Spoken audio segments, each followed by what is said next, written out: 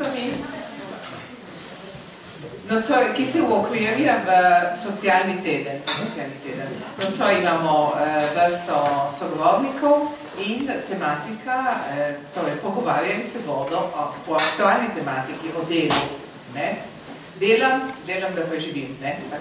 Torej, pozdravljam v naši sredi dr. Zageta, Silvana Škovjanca, Fabija Pahorja, profesor Mirjam Bratina in večer pa pogovor bo vodil Julijan Čautek. Zato predajem besedo njemu. Prosim. Hvala lepa, dobro večer tudi z moje strani.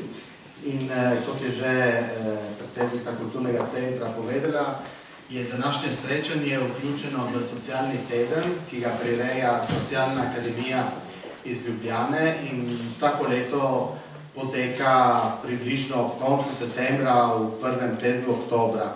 Tukaj med nami je tudi predstavnik Socialne akademije, gospod Janko Korošec, ga lepo pozdravljamo in se mu tudi zahvaljujemo, da nas vsako leto vključuje v ta sklop. Tako da sicer v taki, ne bom rekel, da zdaj smo ne vem kako aktivni, ampak dve srečanji vsako leto pripomoremo tudi mi in je lepo, da je tudi zamejstvo vključeno v ta vseslovenski teden, ki letos obravnava eno tako pomembno tematiko o delu.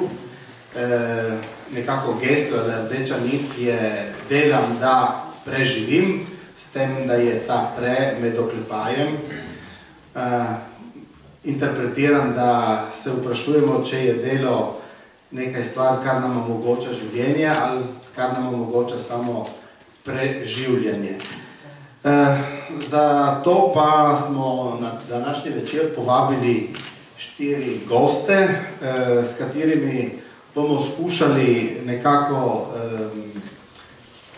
obravnavati problematiko dela, ki je sicer izredno kompleksna, široka in razčlenjena, tako da danes gotovo je ne bomo vse izčrpali, ampak bomo nekaj nakazali in predvsem bomo videli, kako se naši današnji gostje soočajo z delom na področju in okoliščinah, v katerih živijo vsak dan. Tako med nami bi še enkrat predstavil je Mirjam Bratina, profesorca na slovenskih višjih šolah v Gorici, poučuje verouk, se pa že nekaj let bavi z usmerjanjem dijakov in dijakinj, ko se odločajo, če izberejo univerzitetni študij, kateri študij izberejo in danes tudi, kam bodo šli študirati,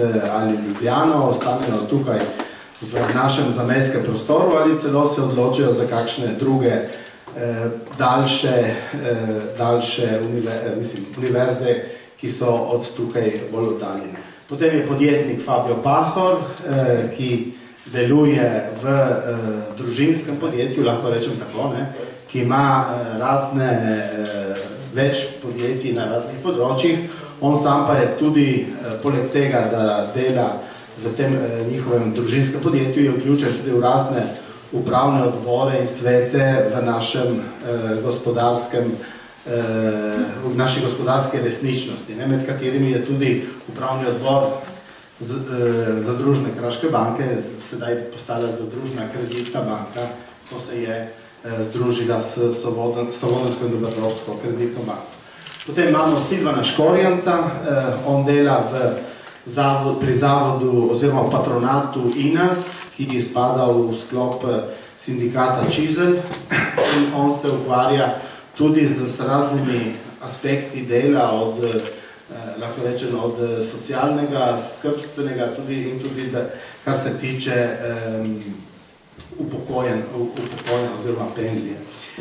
In na koncu še psiholog in psihoterapeut Andrej Zaget. Vi ste doštudiral v Trstu in ste specialist tudi za grafologijo, psihosomatiko in regresivno hipnozo in na tem mislim, da ste napisali tudi kakšno publikacijo, pa tudi predavate okoli po naših krajih in tudi v Sloveniji.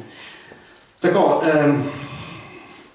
bi rekel, dodam še to, da poleg tega, da je to srečanje vključeno v socialni teden, spada tudi v niz dogodkov, ki bodo vodili k programski konferenciji Stranke slovenske skupnosti, ki se hoče prav s takimi srečanji, ki zadevajo družbeno realnost, soočiti pred prihodnjim letom, ki bo tudi precej zahtevnost tudi z tega političnega vidika. Tako, začnimo in seveda je prav, da prvo besedo damo damam. Mirjam, kako poteka današnje usmerjanje na naših višjih srednjih šolah? Odgovarja temu, kar so potrebe, izzivi današnjih časov in kako se dijaki pri tem odločajo? Kakšna je tvoja izkušnja? Najprej lep dober večer vsem. Torej, jaz bom odgovorila malo polemično na to vprašanje in sicer nekako poteka najprej, ampak kdo sploh usmerja dijake na višjih srednjih šolah za to pomembno odločitev, katero univerzo izbrati. Žal moram reči, da je v italijanskem šolskem sistemu usmerjanje prepuščeno šolam, posameznim šolam, ki same na to izberejo koordinatorja oziroma naj se ta koordinator tako med navednicami prostovoljno javi in poleg svojega dela potem se posveča tudi vsem tem pobudam in skuša nekje koordinirati usmerjanje in ta prehod, ki je zelo težaven, iz višje srednje šole na univerzo.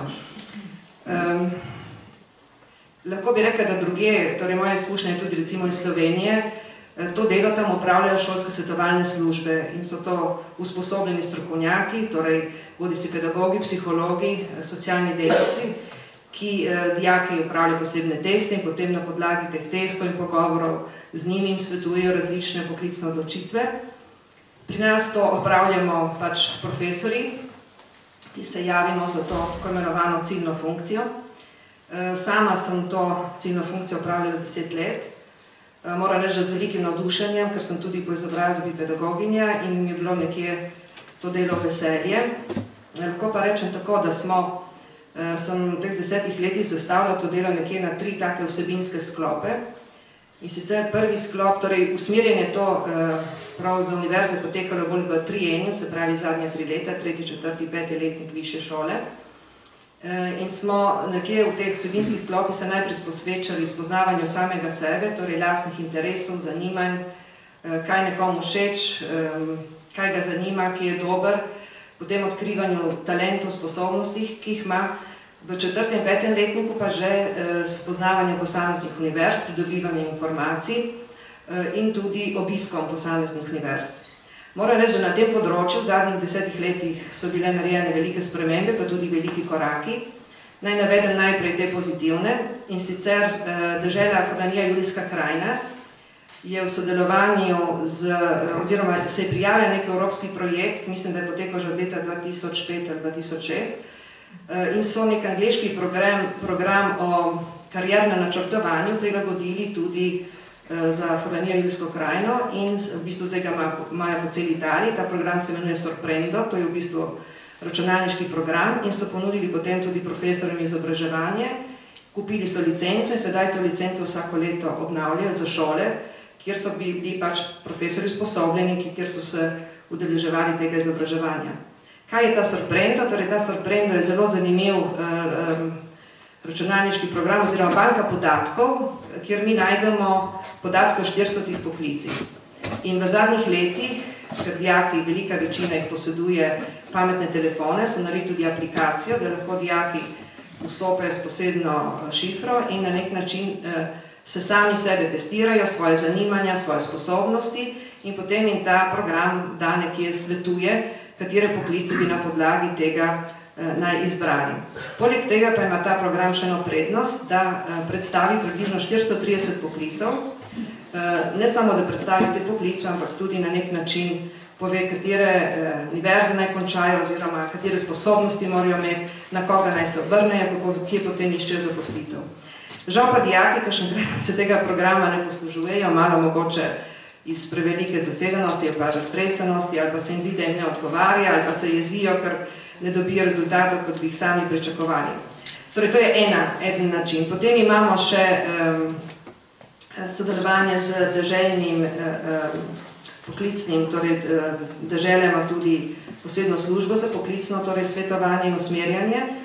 Moram reči, da smo imeli zelo dobre stike pred leti z eno psihologinjo, ki je prihajala redno tudi na šolo in dijake testirala in tudi nudila možnost individualnih pogovorov. Sodelovali smo tudi z drugimi zunanjimi inštitucijami, kot je recimo Slovik. Oni so pripravili delavnico o kariernem, o načrtovanju kariere, o nastopanju v javnosti in tako dalje. Tako da teh pobud je bilo res veliko. Potem z druge strani pa se univerze same zadnje čase ponujajo in prihajajo na šolo in imajo v okviru učnih predmetov tudi recimo predavanja. Mi smo imeli zelo dobro sodelovanje z Novogoriško univerzo, ki je izvedla kar nekaj zanimivih predavanj v sklopu pouka in tudi, ki so se vezali recimo na učno snov. Tako, to je recimo vsebinski del. Seveda pa potem za dijake mogoče 5 letnikov so najbolj zanimivi obiski posameznih univerz. Vsaka univerza, torej mi se udeležujemo ponavadi obiska univerze v Trstu, v Vidmu in v Ljubljani. No, kot si že prej omenil, recimo je zelo zanimivo, da v zadnjih letih je v močnem porastu zanimanje prav za fakulteto v Sloveniji. Naši dijaki se kar precejšnjem številu odločajo, sicer je odvisno od generacije, ampak za študij v Sloveniji. Ko sem se z njimi pogovarjala, so vzroki za to zelo različni. Nekateri tudi iz ekonomskih razlogov, ker pred leti so bili naši dijaki zelo dobro štipendirani, zdaj se je ta fond malo zmanjšal. Nekateri pa tudi, ker je dostop do slovenskih fakultet na nek način lažji. Recimo, da dam primer medicinske fakultete. V Italiji je potrebno opraviti vstopni izpit, medtem ko za ljubljansko fakulteto mora biti zelo visoka ocena na maturi, kar pa nekateri naši dijaki dosežejo in moram reči, da so izjemno uspešni študentje tudi potem na fakultetah v Ljubljani. Se pa, kot se rekel, odločajo tudi nekateri za študij v tujini, sicer mogoče tudi zaradi finančne stiske vedno manj in tam se potem tudi sami nekje poiščejo informacije o teh študijih in se zanimajo, kdaj, kako poteka vpis in tako. Potem mi nudimo tudi pomoč prav pri samem vpisu in skušamo tudi svetovati na koga in kako naj se obrnejo. Kar pa lahko rečem tako nasplošno, kar opažam, je pa, da dijaki doživljajo prav v zadnjih letniku veliko krizo, malo so pod pritiskom mature in drugih obveznosti, ampak tudi potem je ta odločitev vedno težja. In velikokrat sem se vpraševala, zakaj, predvsem pri zelo dobrih dijakih, ki imajo velike sposobnosti, ki so uspešni pri večini predmetov, se potem težko odločajo, katera je tista njihova smer.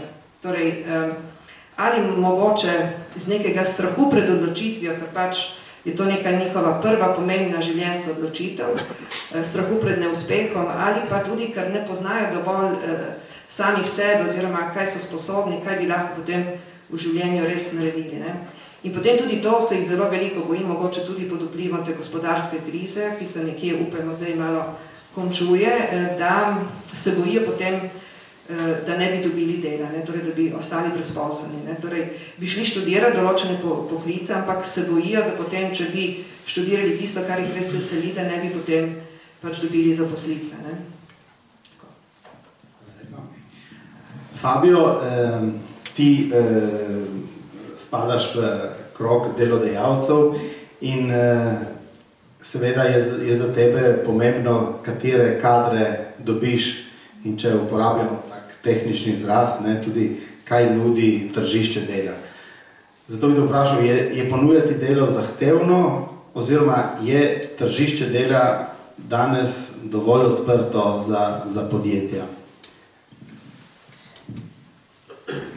Dobro večer vsem. Torej, jaz bi preciziral, da ko govorimo o delu, je treba malo ločiti, katero delo in v katerem sektorju. Jaz sem prihajal iz sektorja trgovine in v domačih firmah smo malo diversificirali, tako da gremo od gostinstva do klasične trgovine in distribucije za industrijo. Tako da, ko bom danes govoril kot delodajalec, se bom se dotočil na to, kar je moja branža. Ker to je pravilno, da preciziramo, ker dva makrosvetova ločita delo.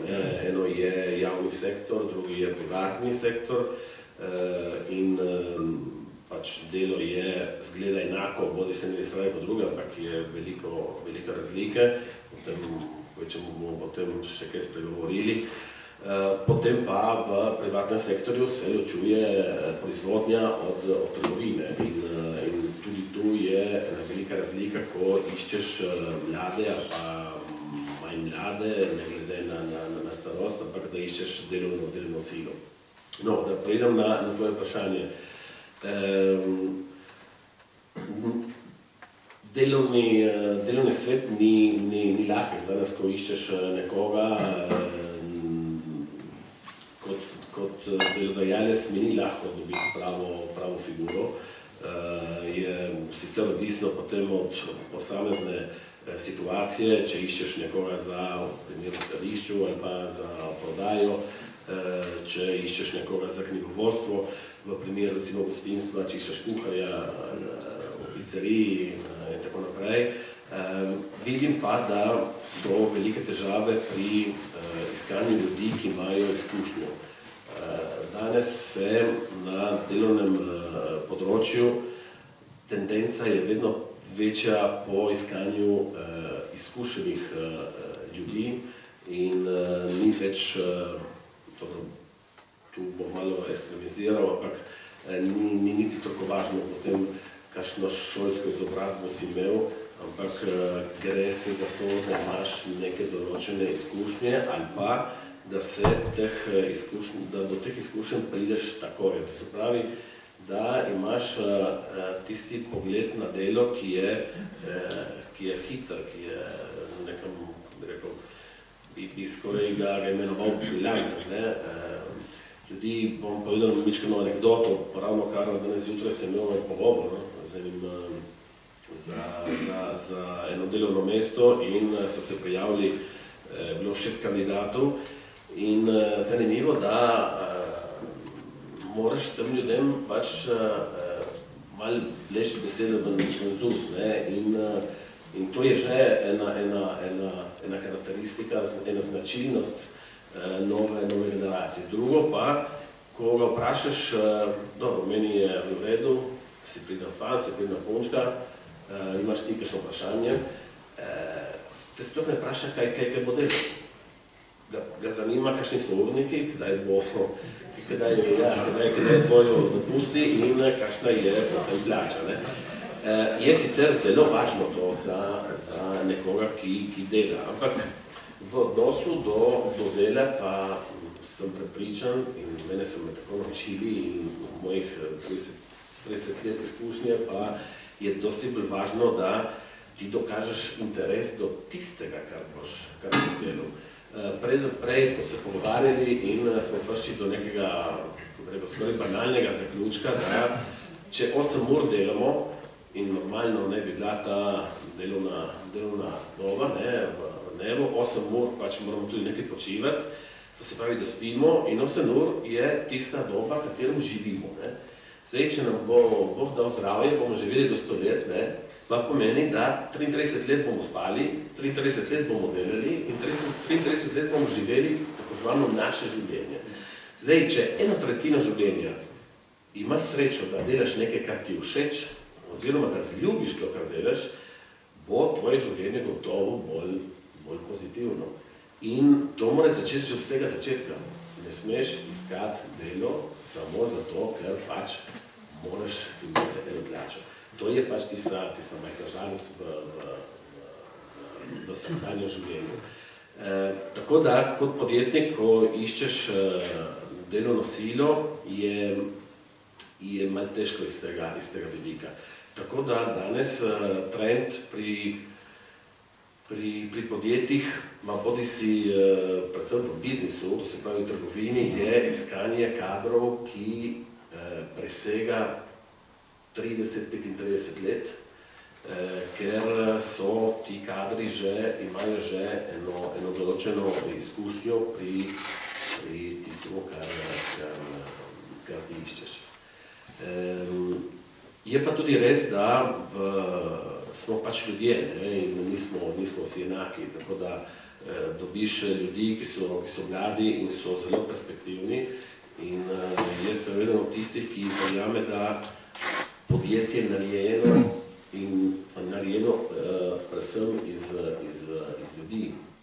Podjetnik ima idejo, vloži kapital, ampak če v podjetju ni pravih ljudi, ni prave ekipe, ni tistega vzdušja, ni tiste volje, ni tiste zagnanosti, da bomo vsi skupaj dosegli en cilj, podjetje ne more absolutno uspevati, ne more priti do nekih uspehov. Tako da je važno, da v podjetju imaš v prvi, kot bi rekel, na sredini mora biti človek.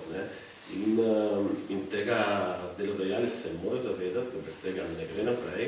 In sam človek, ko dela v podjetju, se mora absolutno čutiti, da on je v centru sveta. In zato tisti, ki začne in ga vidiš, da je malo tako, da ni tako hiter, ko se temu reče, če dobi tak ambient, v katerem se pač temperatura oziroma hitrost skupine gre hitro, se tudi on sam opelje.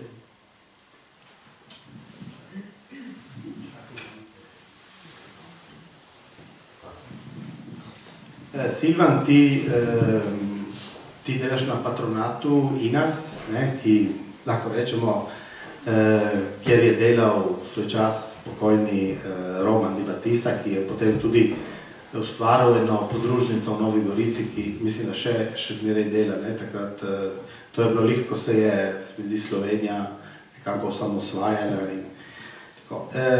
Obravnavaš številna področja, kar zadevajo delo. To se pravi, srečuješ predvsem ljudi, ki prijejo iskati kakšno pomoč za svetovanje. Pri čem ljudje iščejo največ pomoči oziroma nasvetov, zakaj prihajajo v tvoj urad? Dobro večer vsem. Ne vem, če bi lahko rekel, v čem obstaja moje delo oziroma kako se je spreminjalo v 20 letih, odkar sem že tam. Zdaj smo pred tolikimi leti bili bolj ena taka služba, predvsem bolj pokojninske narave, nekdo je prišel tja za ene storitve pa na svete v zvezi z upokojevanjem z delovno dobo. Zdaj, po 20 letih se je korenito spremenila, ker smo pač v bistvu postali nek front office raznih državnih institucij, naj si bo to recimo IMSS ali pa torej, bodi si pokojninske narave, davčne, prav strogo socialne, ali pa glede vodenja vseh tistih storitev za tujce oziroma za pridobivanje in podaljševanje teh delovnih in bivanskih dovoljenj. Torej, v bistvu zdaj mi se naša delovno področje zelo razširilo, kar se tiče storitev, ponavljam, in teh nasvetov, ki jih dajemo. Se je pa, ne vem, kako bi rekel,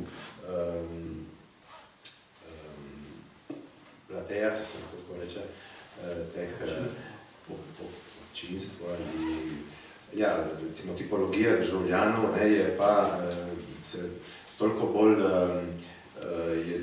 bolj osredotočena v nižje srednji sloj, bi se reklo. Oziroma imamo ogromno opravilo s tujci, iskalci zaposlitve, iskalci pokojnine, ki pa je ne dobijo kar tako enostavno. Zelo, torej, bi se reklo, smo v stiku s tistim delom, slojem družbe, ki je nižje srednji sloj, bi se reklo.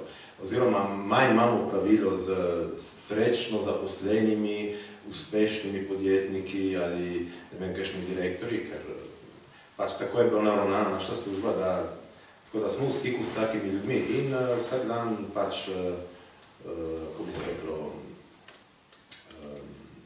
vsak dan različen in bogat z dodatnimi in drugačnimi izkušnjami. Vedno več imamo pravilo s tujci, to je absolutno in bi se rekel, da preko 50% mogoče našega dela je prav v zvezi s tujci. Naj si bo to storitve glede njihove zaposlitve ali pa delovna dovoljenja in tako dalje. Če bi lahko ponovno vprašanje prostil. To pravi, da če se lahko navežem zdaj na tvojo ugotovitev, ki si naredil, je se ta, recimo, nižja, ta dela, ki spadajo nekako v to, ne vem, če se lahko reče tako nižji del, so bolj, mislim, jih upravljajo v glavnem zdaj tujci, prevzemajo tujci to. Ja, to je tudi dejstvo, ja. Ogromno prevzemajo tujci take zaposlitve, ker so tudi dosti bolj prilagodljivi od samih naših sodržavljanov, ki z veliko bolj večjo težavo sprejmejo razne službe, take manj vredne, bi se reklo, katerih je pa vedno več, ker zakonodaja žal dopušča tudi, oziroma zakonodaja in stanje v državi in stvarnost, ki je danes pri nas na Zahodu, je taka, da se kvaliteta zelo niža, ne, vseh služb in tako dalje. Andrej Zaget, sicer bi lahko rekli, da če se navežem na to, kar je že prej omenil Fabio, da če je delo nekako tisto v skladu z tem, kar si oseba želi, se pri osebi ni kakšnih posebnih zdravstvenih problemov, v drugačnem primeru pa lahko pride tudi do težav. Vi obravnavate psihosomatska obolenja in zgleda, da so ta obolenja v porastu, prav zaradi nezadovoljstva s službo, oziroma tudi v slučaju brezposelnosti. Če nam lahko malo obrazložite, kaj pomenijo, kaj so to psihosomatska obolenja. Dobro večer. Najprej bi se morali vprašati, kaj so psihosomatska obolenja. V bistvu psihosomatska obolenja so motnje in bolezni, ki jih telo izraža in za katerimi se skriva psihološka komponenta. Naprimer, pri glavobolu glava trpi in znano je, da kdor ima glavobol, prekomerno uporablja svoj razum. Razum je nekaj psihološkega. Ali pa za želočnimi motnjami se skriva blokirana jeza, ki je nekaj psihološkega. Za črevesnimi motnjami se skriva blokiran strah in tako dalje. Zdaj vprašajmo se, zakaj brezposelni in človek, ki se slabo počuti v službi, izražata katerokoli psihosomatsko obolenje. Zaradi tega, ker oba dva se nahajata v stresni situaciji, ki negativno vpliva na njuno psiho in telo. In oba dva se nahajata v negativnem psihološkem stanju zaradi nakopičene stopnje napetosti. Kaj pomeni izraz negativno psihološko stanje?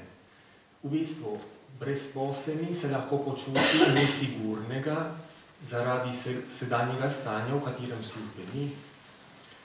Lahko se počuti anksioznega, ker ne ve, kaj ga čaka v prihodnosti.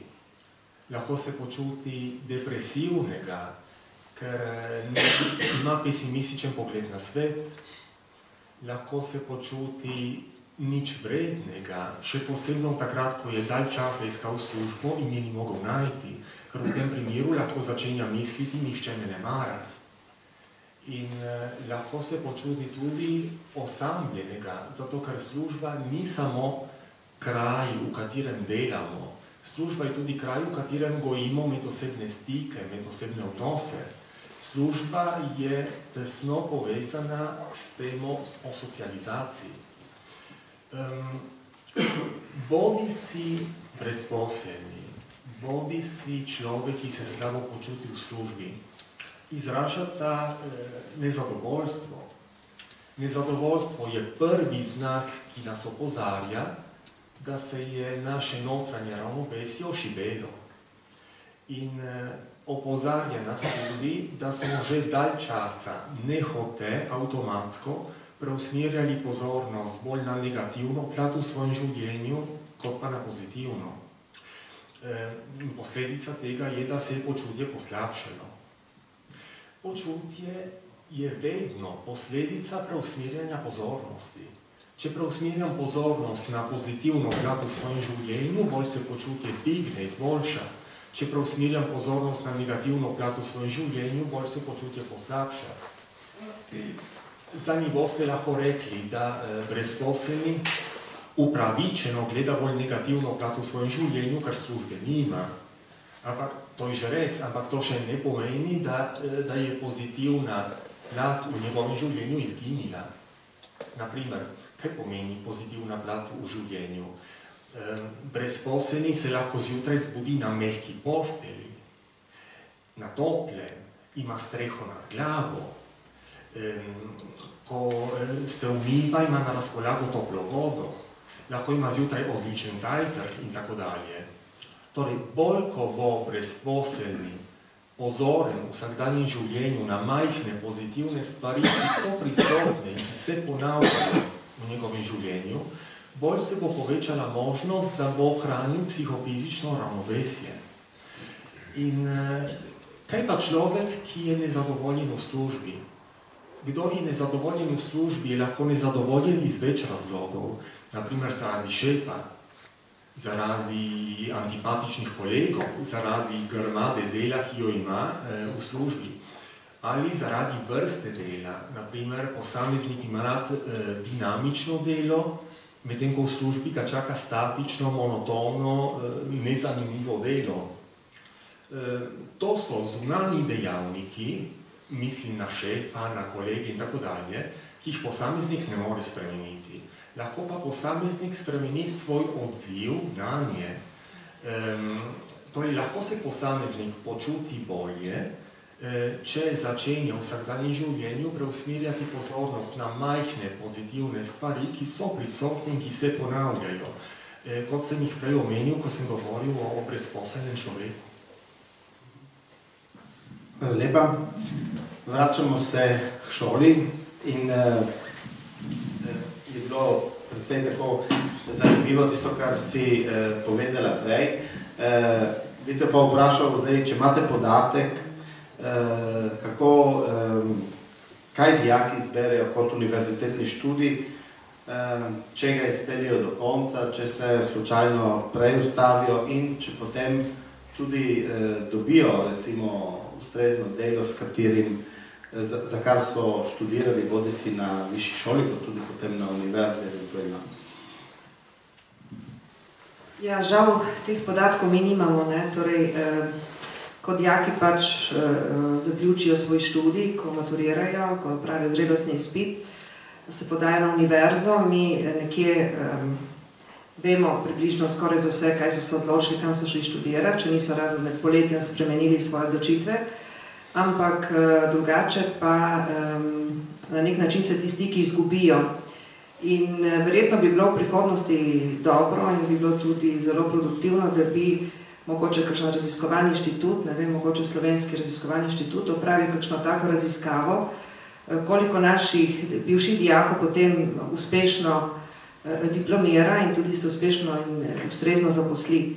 Mi to samo preko osebnih stikov, recimo, ko se srečamo z našimi dijaki in ko, no to sem še prej tudi pozabila povedati, da ena izmed pobud, ki je tudi zelo uspešna in ki jo velikokrat svetujemo, da se naši bivši dijaki oglasijo na kakšnem medrazrednem zborovanju in povejo svoje izkušnje o študiju, ker mislim, da mladi med sabo se najlažje pogovarjajo, tudi najlažje dajo tiste informacije, ki jih tudi dijaki sami želijo nekje vedeti. Torej tudi, ali pa da dijaki sami obiščejo mogoče kakšna predavanja na univerzi, med kakšnimi počitnicami, pustnimi, tako, da vidijo v živo, kaj pomeni res svet univerze, ker opažamo, da si predstavljajo eno stvar, medtem ko pridejo, ko se soočijo svet univerze, potem so stvari precej drugačne. Zato nekateri tudi so, žal, neuspešni, ne, tudi pri tej izbiri in tudi potem večkrat zamenjajo smer študija. Glede zaposljivosti pa so potem, no, nekatere srečamo potem, kot pridejo kot kolegi, mi smo zdaj že precej bivših dijakov, so moji kolegi, Medtem ko nekateri se pa potem tudi, ko jih vidimo, nekje vidimo, da so se zaposlili tudi v tem prav, kar so študirali, vedno več pa tudi odhaja po svetu. To ni zanemarljiv podatek, da si iščejo delo tudi v tujini. In tukaj mislim, da bodi si država, bodi si mogoče podjetnik ali ne vem kdo, tukaj bi bilo treba narediti res nekaj več, da bi se tudi mlada izobražena delovna sila, da bi ostala na nek način doma v naših krajih, ne? Ker mi dejansko se v zadnjih letih ta trend povečuje. Hvala lepa. Mogoče boš, Fabio, lahko dal kakšno mnenje na to, kar je Mirjam zdaj rekla na koncu. Bi pa te še vprašal, ker si recimo v prejšnjem odgovoru in razmišljanju nekako že odgovoril na to drugo vprašanje, ki sem ga imel za tebe, bi pa te vprašal recimo, če zakoni današnji vam pomagajo pri zaposlovanju. Ker nekako si odgovoril temu, kaj iščete vi kot delodajalci na tržišču. Bi pa te vprašal, če je današnja zakonodaja, bile so nekatere spremembe, se govori večkrat, da ta Job Act je vsekakor nekaj pozitivnega prinesel. Bi hotel vedeti vidik strani prav delodajalcev. Ja. Torej, nova zakonodaja res daje neko pomoč podjetniku, ki zaposluje in na taki način se poveča možnost, da ljudje dobijo službo. Sicer je zakon, kot vsi zakoni v naši državi, so malce zakomplicirani, ker vsaka stvar ima le nekaj vejc in tako da manjka malo tista splošna vizija do delovnega ambienta. Ampak je pa res, da v zadnjih 2-3 letih se je s pomočjo teh zakonov prideš do nekih olajšav pri stroških in to je spodbudno za podjetnika, ki išče nove delovne sile.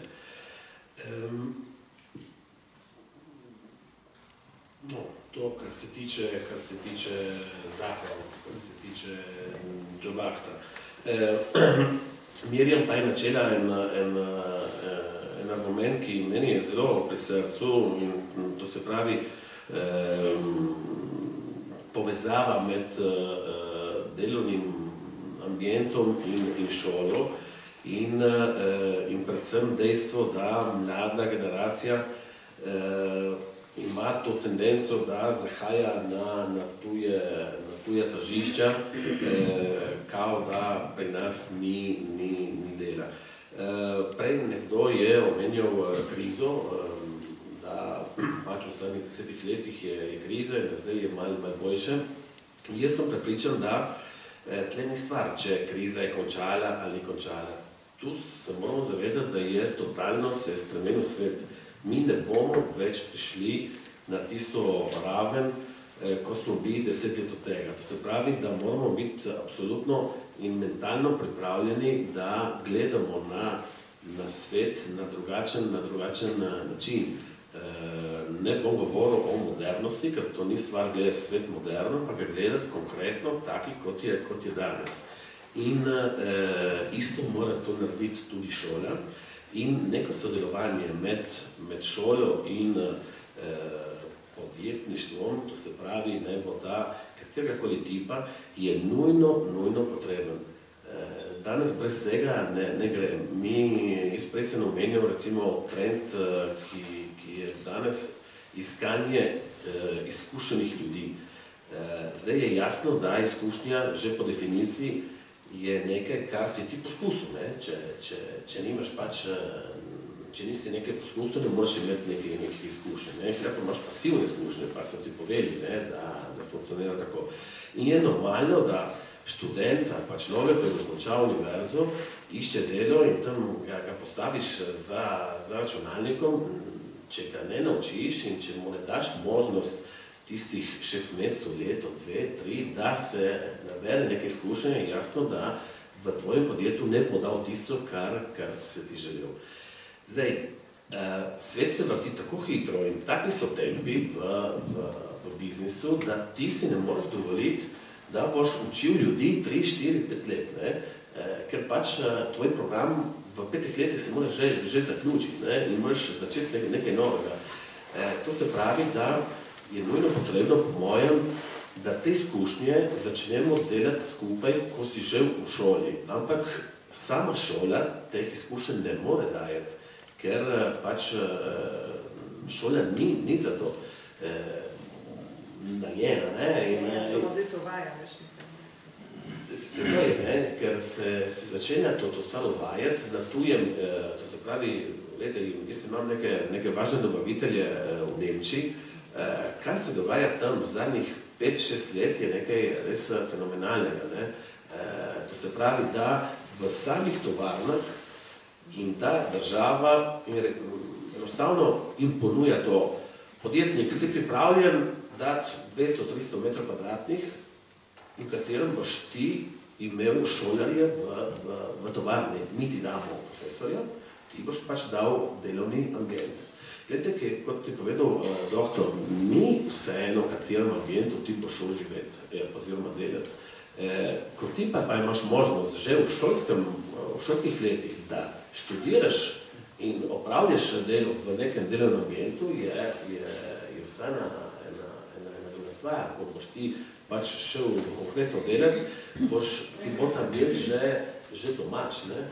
In to, po mojem, je nujno potrebno. Zdaj, jaz sem večkrat me pokličejo imam podjetje v Tržiču, tam je ena profesionalna šola, ne? In grem pač, mi gre na smeh, ker me kličejo, ne grem predavati, ne? Ker me kličeš predavati, ampak se gre v glavno za to, da se skuša postaviti dijaka v tem delovnem ambientu čim hitreje, ne? In to se znam merjem, da od tega se na šolskem področju že veliko dela, sicer mi malo zaostajamo, kar se tiče drugih držav, ampak jaz srčno upam, da bomo prišli počasi do tega. Bi samo še nekaj navezala to, kar je Fabio povedal. Z novim zakonom 107, tako imenovane dobre šole, buona škola, se uvaja obvezno izmenjava šola delo, alternanco škola lavoro, ki je za licejce v 3 letih nekako 200 ur predvideva, za tehnične šole pa 400 ur. V čem je potem problem? To, kar se ti rekel, bilo idealno, da bi v bistvu podjetja se odprla šola in da bi že v teku šolanja nekaj ur namenili prav praksi, tudi in tako muzeji, knjižnice in tako dalje. To so skušali zdaj delati, ampak smo spet prepuščeni samim sebi. Država je sprejela zakon, je dala smernice in potem si pomagajte sami. To pomeni, profesori, pojdite na izobraževanje, kar je tudi prav, ampak na nek način si prevzemite odgovornost, sklepate konvencije s podjetji, treba poskrbeti za varnost in tako dalje. Mi se znajdemo v velikih težavah in potem na nek način skušamo reševati ta problem, ker dijaki morajo praviti, če ne ni priznano šolsko leto, morajo praviti toliko ur, da nekaj ur naredimo tudi na šoli. Sicer skušamo to, da se v bistvu dijaki znajo napisati svoj kurikulum po teh evropskih smernicah, da znajo se predstaviti, da imajo tehnike govora, kako vodijo nek delovni kolokvij in tako dalje. Ampak je še vedno premalo. Ker si že omenil Nemčijo, mene kar je presenetilo, ko je hčerka študirala leto v Nemčiji, je rekla, da tam so velika večina dijakov na gimnaziji, na drugih srednjih šolah, že vsi vejo, kje bodo delali, ker so podjetja in tovarne in laboratoriji in tako dalje že vnaprej po leti opravljajo tam prakso in že tudi nudijo štipendije potem za študij in potem jih nekje zaposlijo. Mislim, da s tem odlično rešujejo ta primanjkljaj. Jaz mislim, da tako kot je bila ta reforma nova zamišljena, bi bila zelo dobra, če bi dejansko tudi podjetja, tudi delovne organizacije bile pripravljene to, da šola nekje vstopi v ta prostor. Seveda tudi strani šole, mislim, da bi bilo to sodelovanje večje in da dejansko nekateri dijaki, ker potem smo tudi vprašali, ko so šli na prakso, kaj ste delali. Smo delali samo fotokopije. Nekateri so samo, mislim, pol to ni imelo nobenega smisla, kar je velika škoda. Nekateri pa so imeli odlične izkušnje. Mislim, da so nekateri, predvsem jaz delam tudi na tehničnem polu, nekateri fanti so pol tudi tam dobili zaposlitev in so potem se razvijali naprej. In mislim, da v tem je bodočnost, da se res šola in delo začneta prepletati in tudi na licejskem nivoju, ker tudi te, ki študirajo licej, nekoč bodo mogli opravljati neko delo in se nekje zaposliti, bi morali biti bolj odprti. Jaz lahko povem moje življenjske izkušnje, ki je zanimiva in tudi dijakom večkrat povem in se mi zdi, da bi bila koristna tudi za naše dijake. Mi smo imeli po drugem letniku gimnazije obvezno delovno prakso, ampak ta delovna praksa je bila v tovarni in smo morali vsi se držati v bistvu 14 dni med počitnicami, nič nismo bili plačani, ampak smo morali v bistvu od 8 do 2 delati za tekočim trakom. Mene ta izkušnja me je zelo bogatila. Zakaj? Ker prvič sem razumela, kaj pomeni delo za tekočim trakom in tudi tisti sošolec, ki je delal z mano, potem študiral medicino, je rekel, vedno, kadar nisem imel bolje študirati, sem se spomnil, kaj pomeni delati v tovarni 8 ur. Ampak je bila bogata izkušnja, ker si malo razumel tudi to delo, čisto konkretno, in je bilo brez usmiljenja, ker tam je bil tekoči trak in če si zaostajal, se je cela veriga porušila. Tako da mislim, da jaz sem vedno cenila to, da človek poskusi čim več tudi prav reči v času šole, na čim več oblik dela. Zato tudi recimo poletno delo, ker naši mladi, kje se zaposluje poleti, največkrat če dobijo mogoče kakšni animatorji v poletnih središčih, ampak včasih mislim, da je do teh možnosti veliko več. Zdaj, če imate družinsko podjetje, ali pa če so vinogradniki starši kakorkoli, se da tam, da nekje kakšna taka dela opravlja, drugače pa mladi na splošno poleti, 3 mesece počitnic, za moj pojem so predolge za mlade. Mislim, je škoda, da ta čas bi bil lahko res koristno izrabljen tudi za take priložnosti. Silvan, ti pač tebi prihajajo ljudje, da iščejo storitve, ki jih nudijo. Prihajajo, imaš občutek, da prihajajo zato, ker ne poznajo vsega tega, kar je zakonodaja o delu, prihajajo z že določenim znanjem o tem, kaj so njihove pravice in dolžnosti. Kako se soočaš? Moraš šele začeti jim razlagati, kaj in kako, ali prijo že tja z eno konkretno zahtevo? Raznorazne situacije. Precej je danes ljudje sledijo po internetu stvari, zakone, ne samo, torej tudi zakone, ampak razne stvari, ki so tudi bolj že na nivoju pogovora o gostilni, bi se reklo, oziroma na internetu, ampak nivoja gostilne. Tako da prihaja z veliko zmešnjavo, oziroma je bi se reklo, ena značilnost naše službe, da že preden ti on sploh vpraša določeno stvar, da že veš, zakaj je prišel in kaj bi rad vedel, ker še sam ne zna povedati in vprašati. Tako da, recimo, internet je precej menjal, tako spremenil stvari pozitivno, v smislu, jaz bi rekel pozitivno, v smislu, da te informacije krožijo, ampak ne vedno jih ljudje znajo dati na pravo mesto.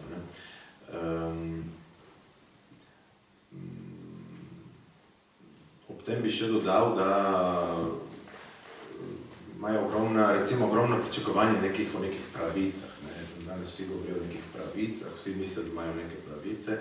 Prav bi bilo, da bi jih imeli, ampak to so samo dostikrat neke prazne besede, s katerimi pač vsi si polnijo usta, ampak na koncu vidijo, da vse te pravice v bistvu so neka prazna stvar, oziroma preveliko pričakovanje okrog raznih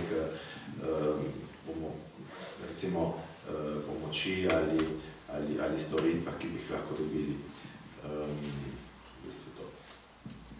Če lahko, katera je ena stvar, ki je posebno, ki je več, zaradi katere prihajajo več k tebi, recimo, ne vem, ali je to pokojnina, ali je to tista, ko nekdo konča delovno dobo, dobi to odpravnino, ja, hvala. Zakaj najbolj sprašujejo, ali sprašujejo vsega, ali je kakšna stvar, ki je še posebno prisotna v tej tvoji službi? Toliko teh stvari, da ogromno, torej imamo ogromno paleto stvari, s katerimi se ukvarjamo, malo preveč skoraj. Naša služba je predvsem so storitve in nasveti glede upokojevanja oziroma razbiranja delovne dobe. Ne samo celotna socialna plat od družinskih dodatkov, nadomestil za brezposelnost, razni dodatki, pomoči in tako dalje, tako dalje. Zdaj je ogromno, ja, recimo tudi glede na situacijo in na trenutek, ki je zdaj v državi, bi se reklo, ali v tem našem zahodnem svetu, mogoče je ogromno prihaja na dan velika potreba po neki dodatni socialni pomoči. Dodatni socialni pomoči, zaradi tega so bili uvedeni ti posebni pokazatelji, ta IZE, ki pred leti sploh niti obstajal. To je v bistvu, poleg prikazovanja dohodka ene osebe, je še dodatno premoženjska slika, bi se reklo. In ko se gre za te pokazatelje, recimo, ko se gre za zelo nizke pokazatelje, potem so še dodatno pravični in zdaj je tega ogromno. Mogoče bi se lahko reklo, to je moje mnenje, zdaj ne vem, če lahko povem moje mnenje, ampak mnenje je, da je država uvedla neke razne oblike pomoči na več nivojih, ampak ko narediš, ko uvedeš neko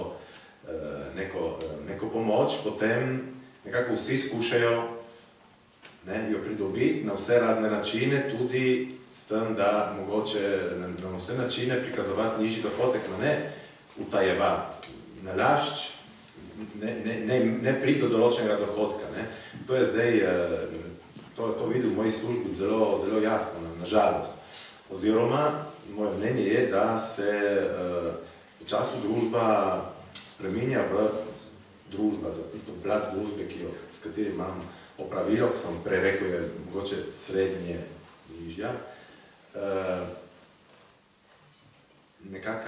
Na nek način umetno prilagajanje na neko dohodkovno in premoženjsko stanje, da bi lahko prišel do neke pomoči. Mislim, da to je malo bolj nezdravo za neko družbo.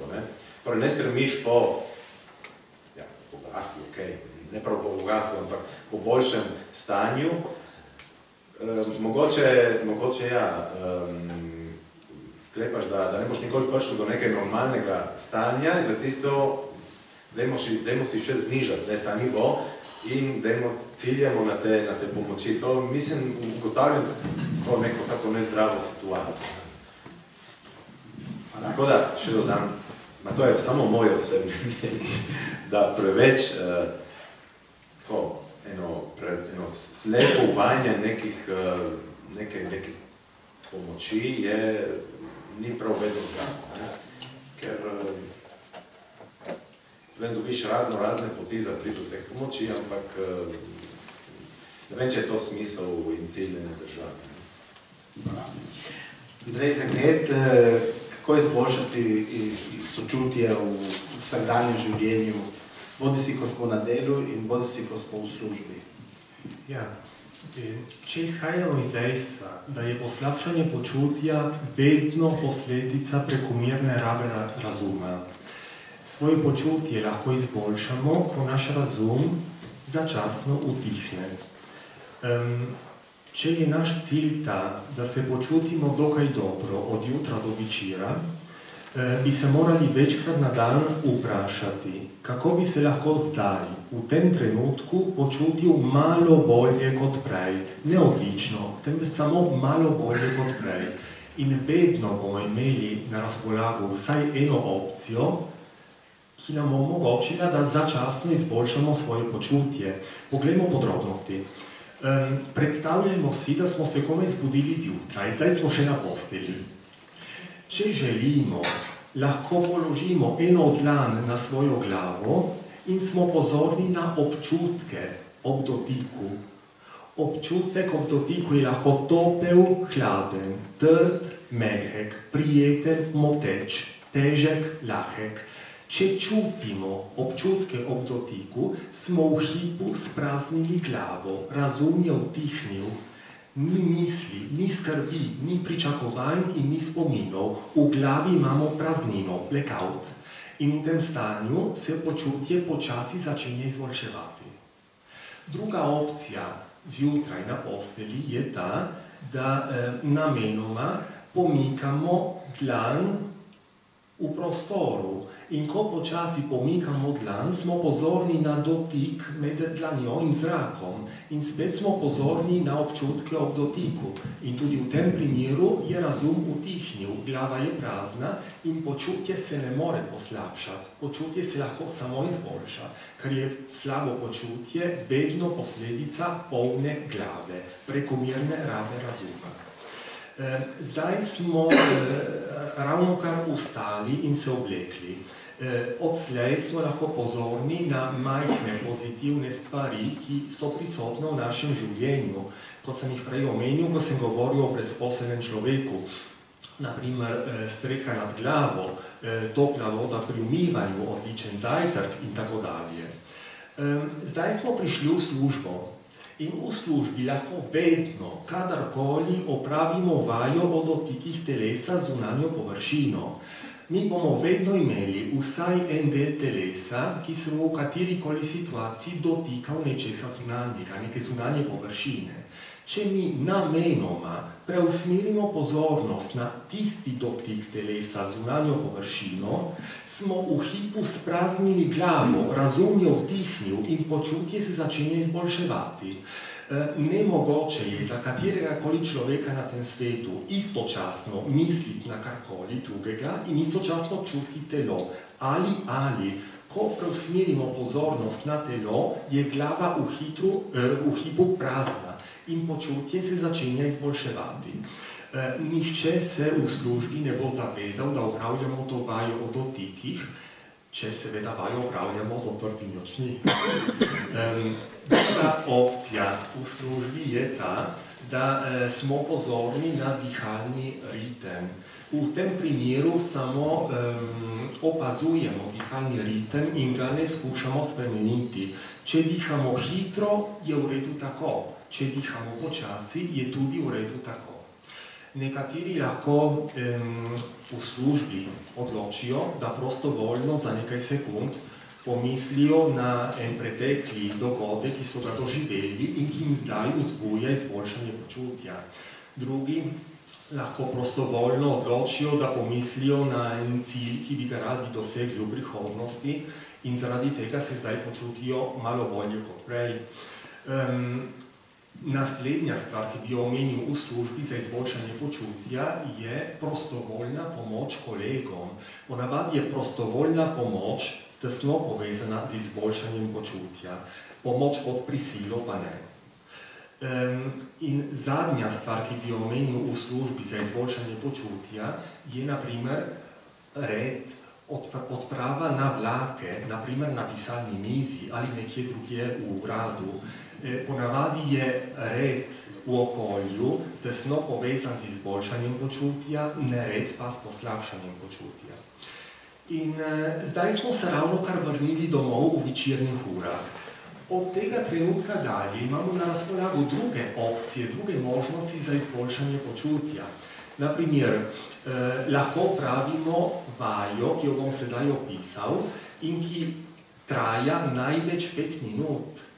V bistvu zapremo oči in pasivno gledamo prostor pred zatisnjenimi očmi. nič domišljije. Mi samo gledamo prostor, gledamo tako imenovano temo, ki pa ni tema, ker bolj ko gledamo ta prostor, bolj bomo v njem videli pike, črte, sence, morda kakšno barvo in tako dalje. Ko gledamo vse to, brez pričakovanj, je glava prazna, razum je utihnil, vse misli, skrbi, pričakovanja in spomini začasno gredo v koš. Druga opcija, ki jo lahko imamo za izboljšanje počutja v večernih urah, je poslušanje glasbe, melodije, ki nam je posebno všeč. Lahko tudi odločimo, da nekaj napišemo, če seveda nam je všeč pisanje. Nekaj narišemo, nekaj počečkamo, vedno z namenom, da izboljšamo počutje. Lahko preberemo poglavje iz knjige, ki nam je posebno všeč. Lahko gremo ven na sprehod. Lahko namenoma telefoniramo nekomu, zato da se bo naše počutje izboljšalo. Ali pa, seveda, če želimo, lahko prostovoljno upočasnimo en telesni gib. Ko upočasnimo en telesni gib, je pozornost preusmerjena na telo, na gib. In vsakič, ko preusmerjamo pozornost na telo, je glava prazna. Razum je vdihnil, ni misli, ni skrbi, ni pričakovanj in ni spominov. In ko je glava prazna, se počutje vedno začenja izboljševati. Dovolite na vprašanje, če pridemo domov iz dela in odpremo televizijo, kaj? Glava ni prazna. Zato, ker informacije iz televizije, iz zunanjega okolja, polnijo glavo.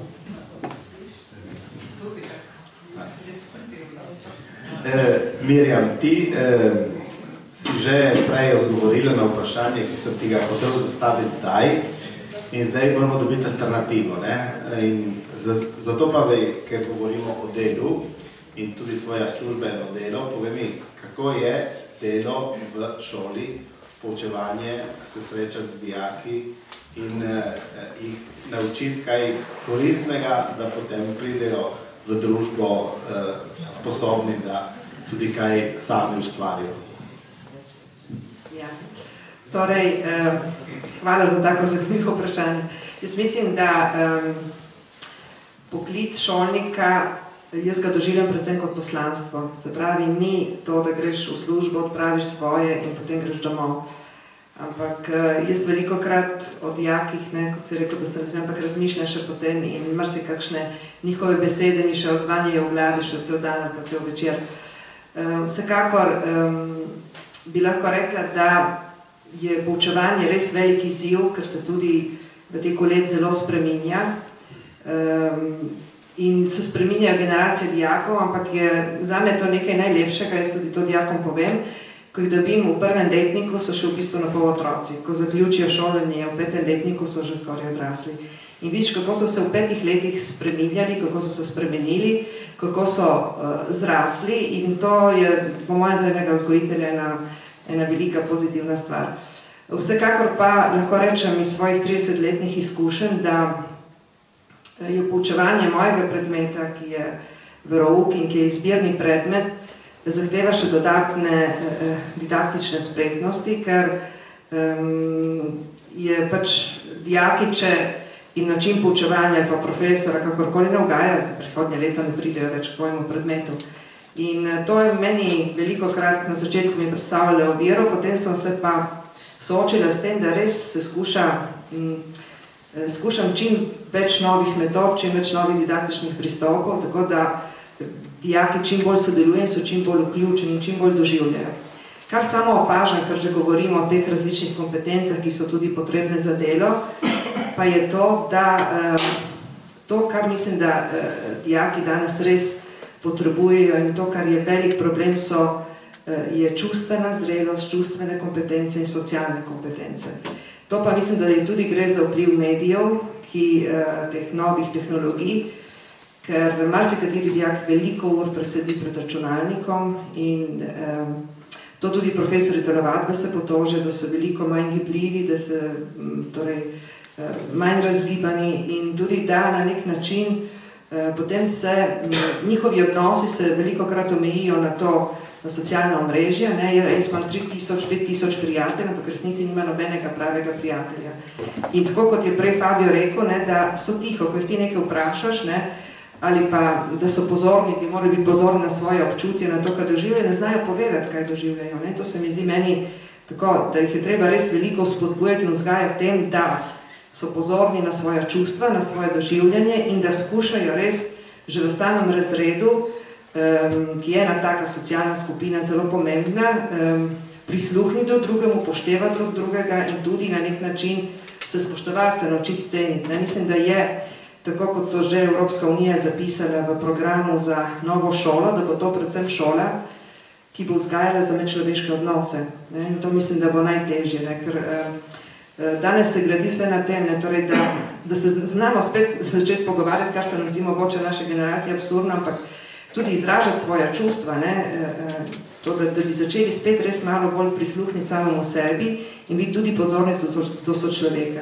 In kar še recimo na stvar, ki mene boli in kar opažam, je pa, da upada nekje občutek oziroma sočutje do sočloveka. Ne.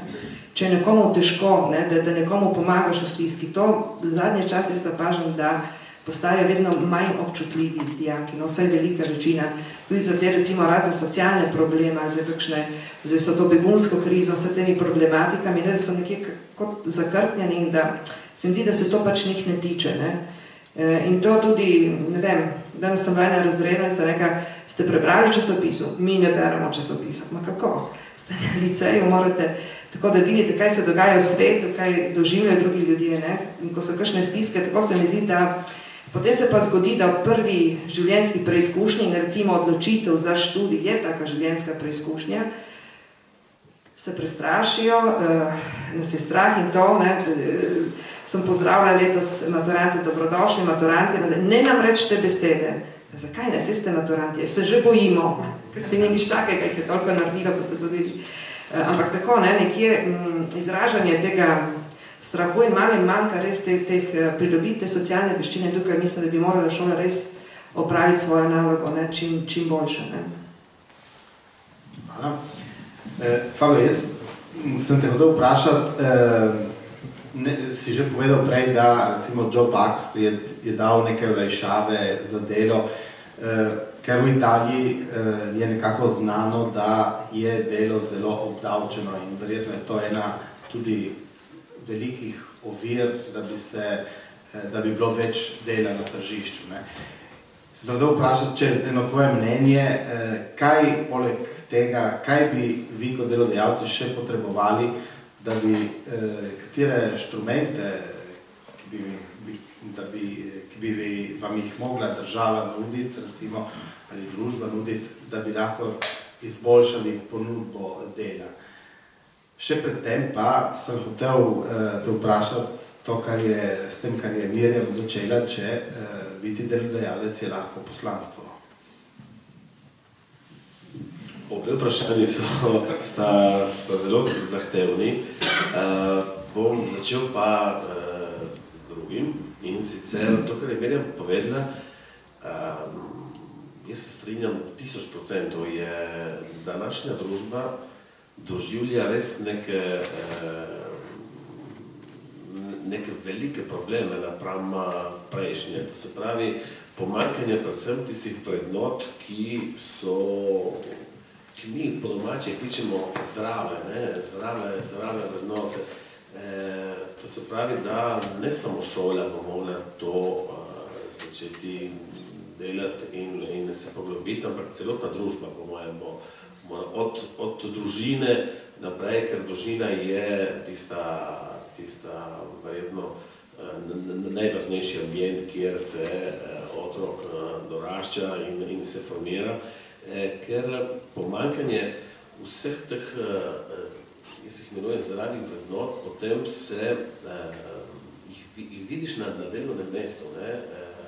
Pomanjkanje, recimo, zdravih socialnih aspektov, pomagamo se, sodelujemo, to se vidi tudi na delovnem mestu. Nisem ustvarjal neke konkurence izmed jaz kolega do drugega, ampak ta brezbrižnost, me pač ne zanima, kaj se, ali pa se ne pomagamo. Prej doktor je rekel, je en primer dobrega počutja je, da pomagaš nekomu. In na delovnem mestu, če nekomu pomagaš, se res počutiš boljše. To moraš poskusiti in je, ampak ne pridemo do tega. Hvala Bogu, med Slovenci, to se pravi v našem mikrosvetu, smo še ljudje, ki imamo te se zdrave vrednote. Tako da, ko greš pa v velikih mestih in se srečuješ v družbi malo bolj široki, tam je malo za se ustrašiti. No, poslanstvo. Veš kaj je, Julija, jaz mislim, da so povedal prej, če ti delaš nekaj, kar ti všeč, postaja potem, se ti odpre en svet. Je težko povedati, da kot podjetnik imaš eno poslanstvo. En profesor ima gotovo dela, ker ima eno poslanstvo. On mora pač, oprosti mene, da spremljam tebe kot premier, ampak jaz recimo bi nikoli delil profesorje. Prvič, ker verjetno iz intelektualnega vidika nisem tako preidar, ampak ker pač imaš opravka z dušo ljudi, s pametjo ljudi in to je zelo težko. Sicer tudi kot podjetnik imaš opravka, kot delodajalec imaš opravka z ljudmi, ampak ne greš, naj ne bi šel tako globoko, kot recimo lahko profesor. Meni kot podjetnik je všeč, da ustvarim, da nekaj ustvarim, da speljem en dober projekt, najbolj sem vesel, ko ustvarimo delovna mesta, najbolj sem vesel, ko vidim, da kar si se zamislil, da smo speljali, je jasno, da kot podjetniki gledamo predvsem tisto ekonomsko plat, ker pač si dolžan kot podjetnik, da na koncu leta tvoje podjetje ima en dobiček, ker če ne, nisi podjetnik, ti ne uspejo vsako leto, ampak na temu se stremi. Zdaj, če se to pojmuje kot poslanstvo, ja, to je, se čutim, da kot podjetnik imam to poslanstvo, ampak je čisto drugačno, je rekel, da živiva, kar se tiče poslanstva na dveh svetovih. Davkarija je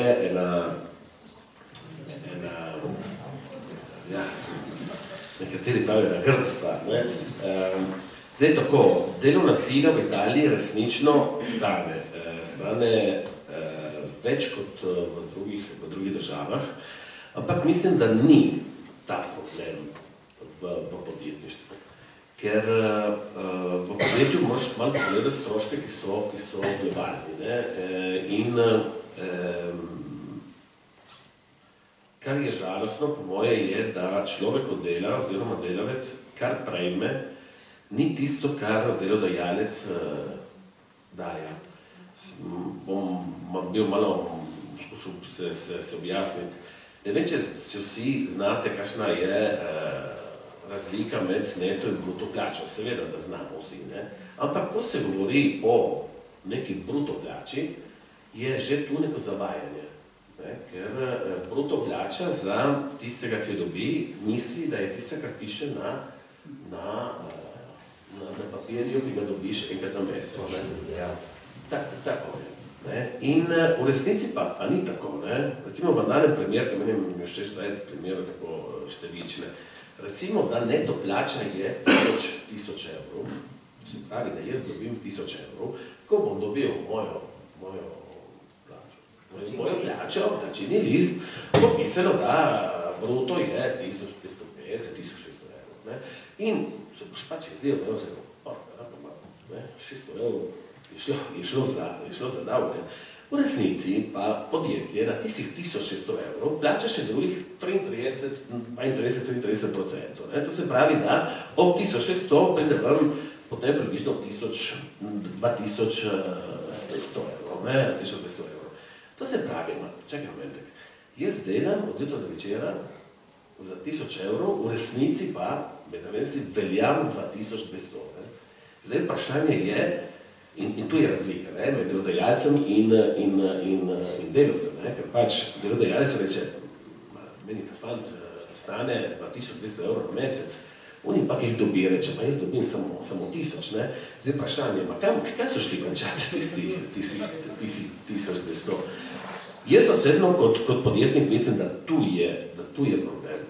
Glejte, če bi ljudje delali to, kar delajo danes, ampak bi za isto delo dobili več denarja, bi verjetno delali boljše, bi verjetno se počutili boljše in bi se tudi konec koncev ekonomija boljše vrtela.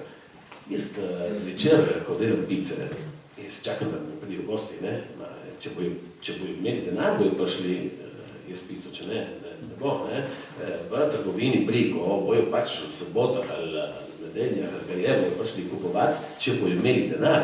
In to denar pač je važno, da ga imaš, da se potem ekonomija vrti.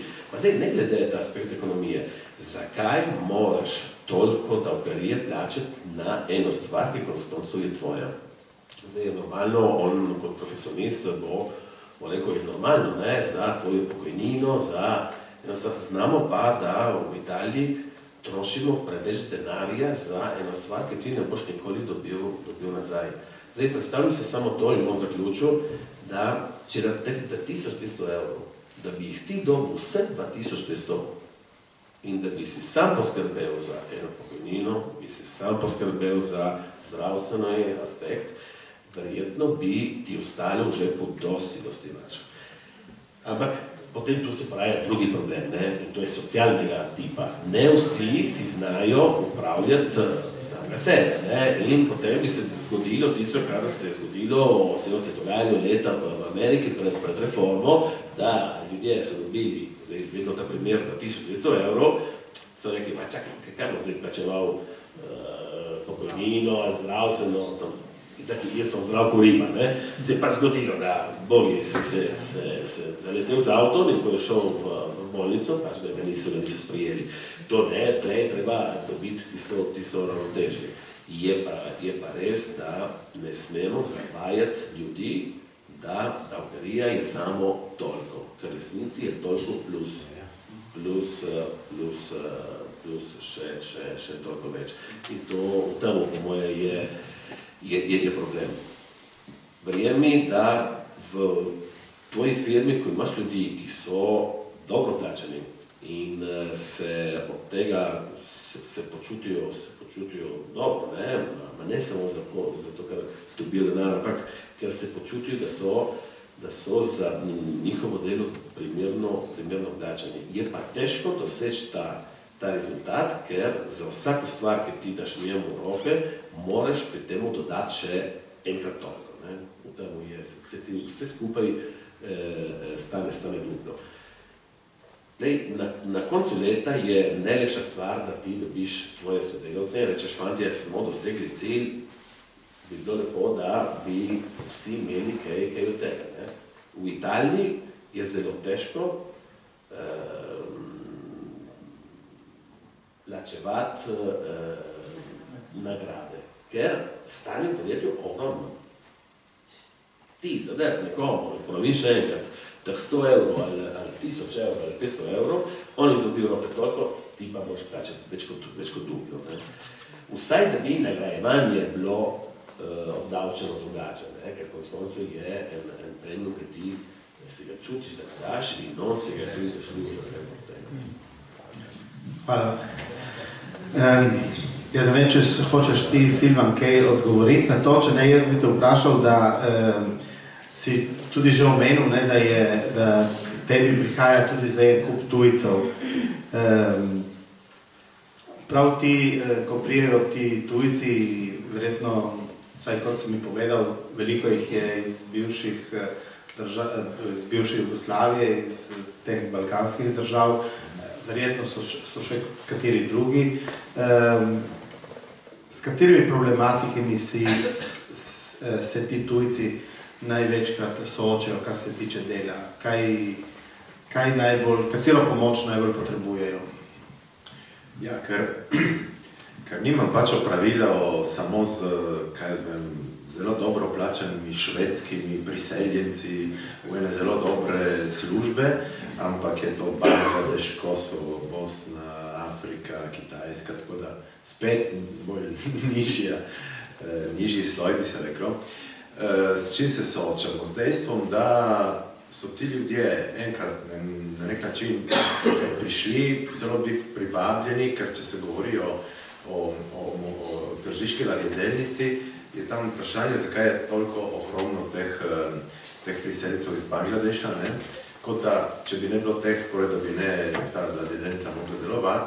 V bistvu jo še prihajajo, ampak pred leti toliko bolj, ker je bilo recimo tudi so bile tudi službe, so bile fabrike, ko se je reklo, zdaj ni več fabrik.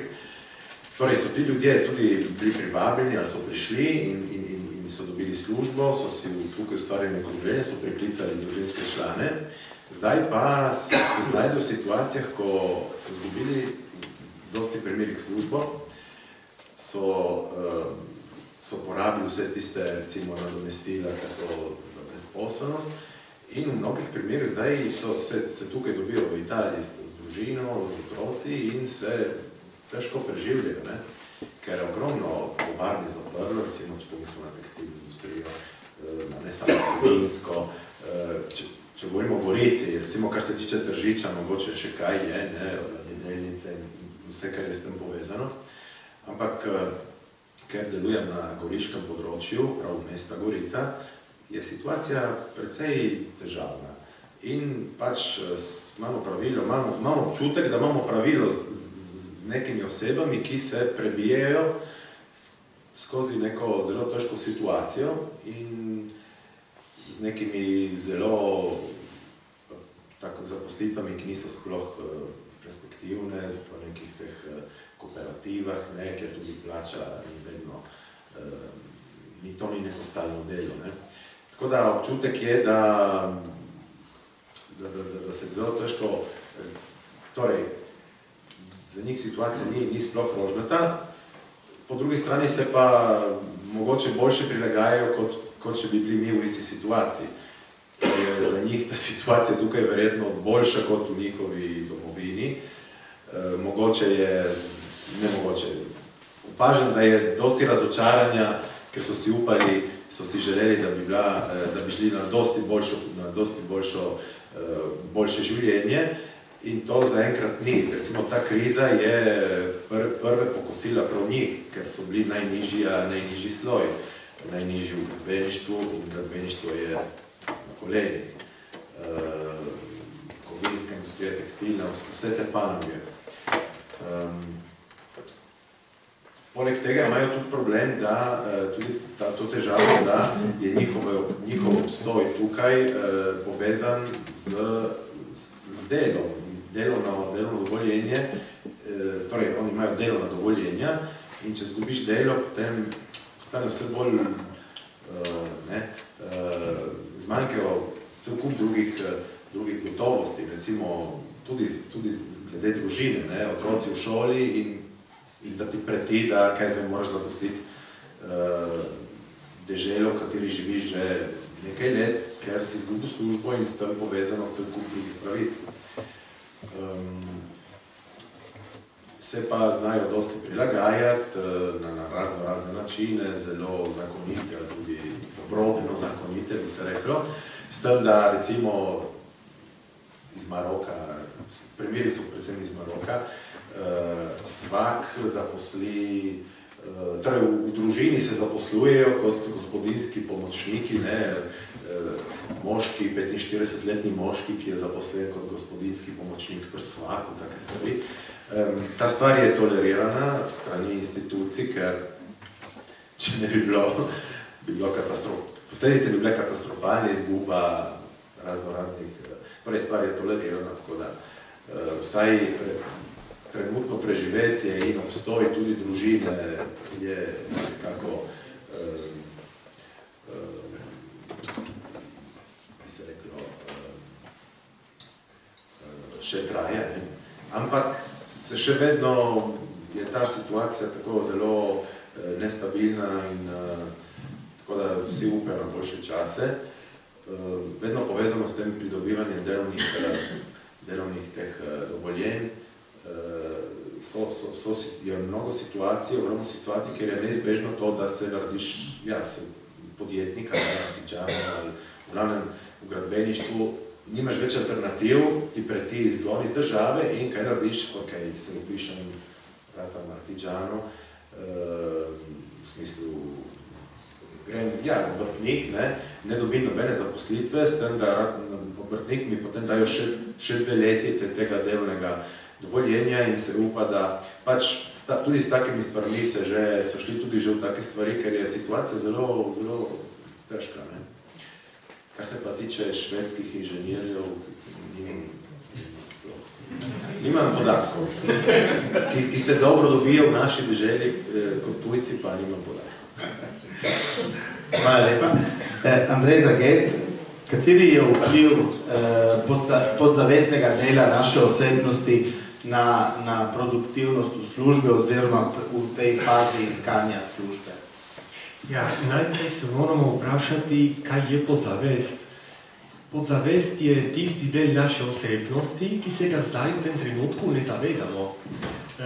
Naprimer, zdaj, česa se zavedamo? Zdaj se zavedamo, da smo v Gorici, da smo v tem prostoru in da sedimo. Če bi vas zdaj vprašal, kaj se je v vašem življenju zgodilo, recimo 18. marca pred 3 leti, bi se zdaj najbrž tega podatka ne spomnili, ampak ta podatek ni izginil iz vašega spomina.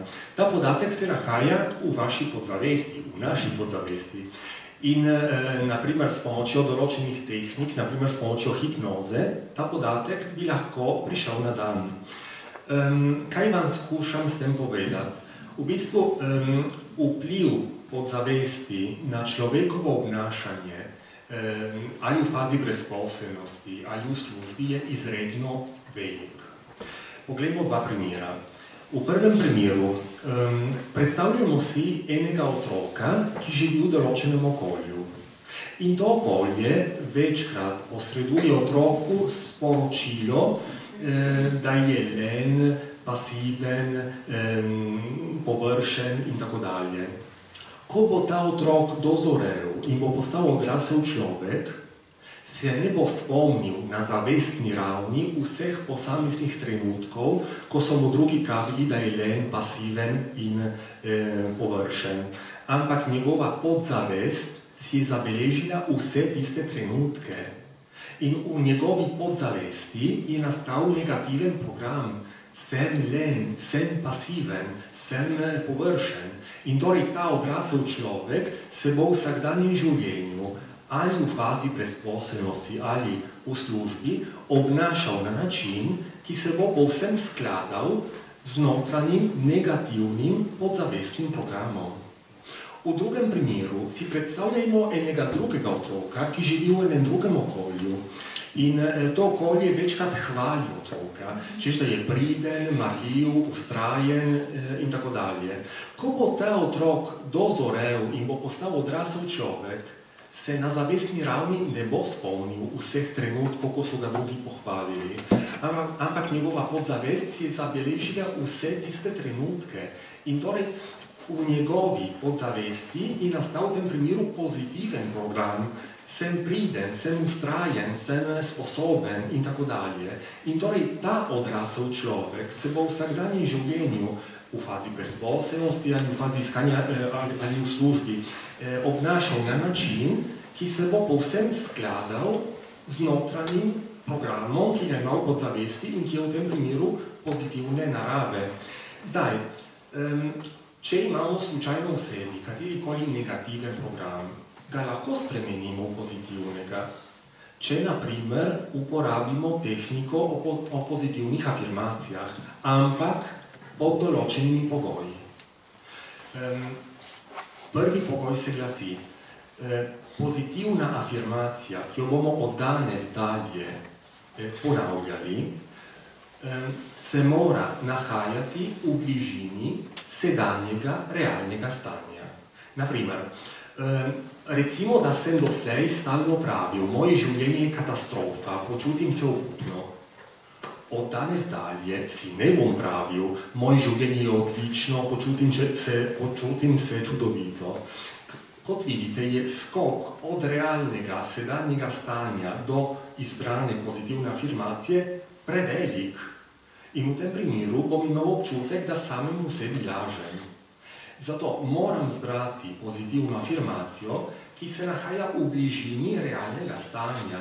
Torej, če sem doslej pravil, naprimer, moje življenje je katastrofa, lahko od danes dalje ponavljam stavek, mora obstajati izhod iz te situacije. Kot vidite, ta stavek, mora obstajati izhod iz te situacije, ni najbolj pozitiven stavek na tem svetu. Ampak je vsekakor malo bolj pozitiven od prejšnjega stavka, moje življenje je katastrofa. Torej, ta je prvi pogoj za pozitivno afirmacijo. Drugi pogoj se glasi, pozitivna afirmacija ne sme vsebovati nikalnic. Zgrešeno bi bilo, če bi pravil samemu sebi, nisem len.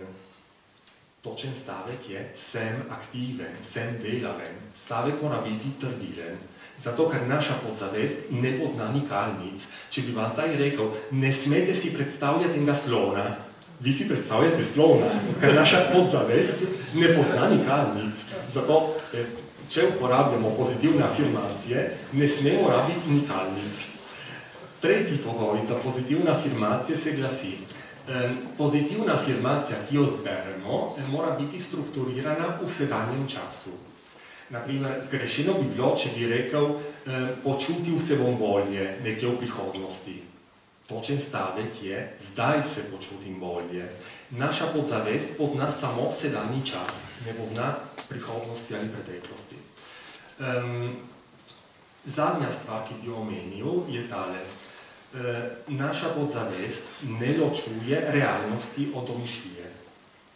Za našo podzavest je popolnoma vseeno, če so nam drugi v preteklosti pravili, da smo nesposobni, ali pa, če smo se sami iz najrazličnejših razlogov prepričali, da smo nesposobni.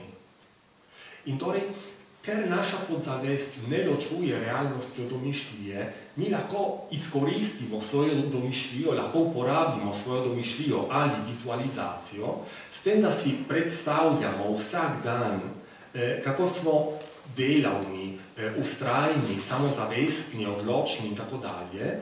In bolj, ko dan za dnem ohranimo to vizijo samega sebe, bolj se bo naša podzavest s časoma prepričala, da smo zares taki.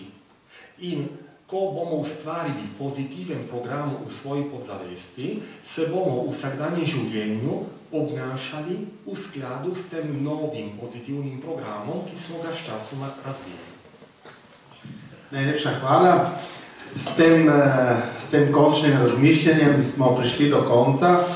Jaz se našim gostom zahvalim za vse, kar so povedali. Mislim, da jaz sem doživel to kot zelo bogato in tudi poučno. Seveda o delu bi lahko govorili še in še, zato ker recimo zanimivo bi bilo govoriti o sodobnih službah, ki prihajajo, o vplivu recimo kako druga tržišča, kot sta Kitajska in Indija, vplivajo potem na naša tržišča, na naša delovna razmerja tudi in druge stvari, ampak mislim, da je bilo za danes dovolj.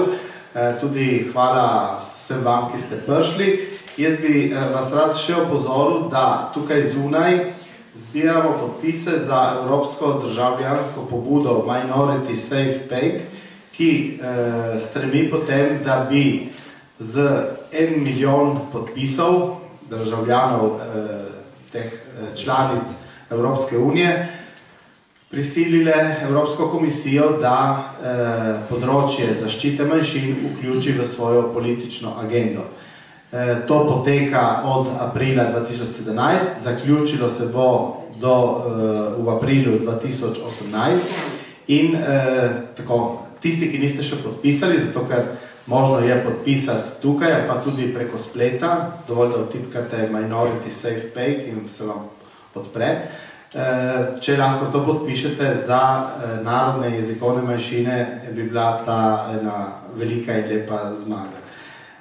Tako, dajte samo paziti, da je razlika, če ste slovenski državljani ali italijanski državljani, sta dve poli različni. Tako, to najlepša hvala in zdaj, če lahko Franka še napove naslednje srečanje. Še predno napovemo naslednje srečanje, hvala vsem za sodelovanje. Bilo zanimivo, marsikaj bi še lahko povedali, ne? V zvezi s delom v današnjem svetu. Torej, naslednji četrtek bomo imeli ponovno srečanje in sicer bo večer posvečen spominu na monsinjorja Franca Močnika, mislim kot profesora matematike, kot duhovnika, ma tudi kot graditelja slovenstva. Torej, srečanje bo ob 20:30. Dokler ne spremenimo ure, dokler ne gremo v legalno uro, ohranimo 8:30, ne?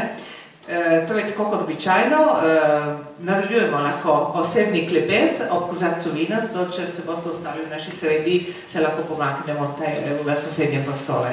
Hvala lepo vsem in lepo večer naprej.